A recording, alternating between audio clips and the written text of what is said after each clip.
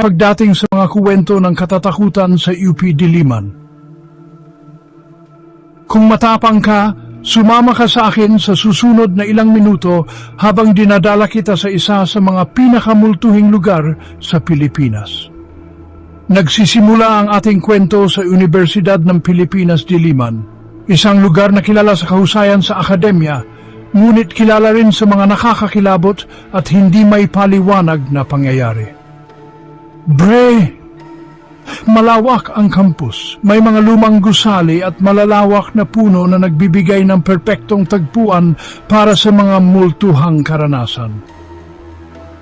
Isa sa mga pinakasikat na kwento ay tungkol sa tanyag na sunken garden.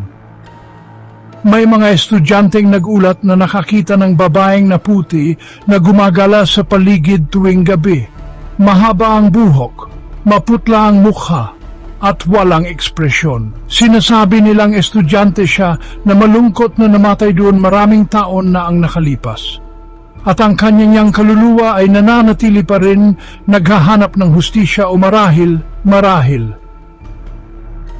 100 palabas, pero hindi lang doon nagtatapos. Pag-usapan naman natin ang main library. Isang lugar ng kaalaman sa araw pero sa gabi. Iba na ang kwento. Narinig na ng mga janitor at staff ang tunog ng mga nahuhulog na libro.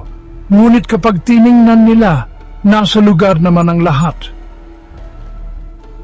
May ilan pang nakakita ng mga multuhang anyo na naghahanap sa mga istante, na para bang naghahanap ng librong hindi nila mahahanap. At nariyan din ang Palma Hall. Ang gusaling ito ay mayroon ding sariling bahagi ng mga multo. May mga estudyanteng nagulat na nakarinig ng mga yabag na umuugong sa mga walang laman na pasilyo, mga pintuang nagbubukas at nagsasara ng mag-isa, at ang pakiramdam na may tumitingin sa iyo kahit walang tao sa paligid. Ang mga kwentong ito ay hindi lang mga kwentong panakot sa mga bagong estudyante. Ito ay mga karanasang ibinahagi ng marami na naglakad sa mga pasilyo ng UP Diliman. Kaya, sa susunod na nandoon ka, tandaan, hindi ka nag-iisa. Ang mga multo ng UP Diliman ay maaring mas malapit kaysa sa iniisip mo. Salamat sa pagsama sa akin sa nakakakilabot na paglalakbay na ito. Kung mayroon kang sariling mga kwento ng katatakutan o karanasan, ibahagi ang mga ito sa mga komento.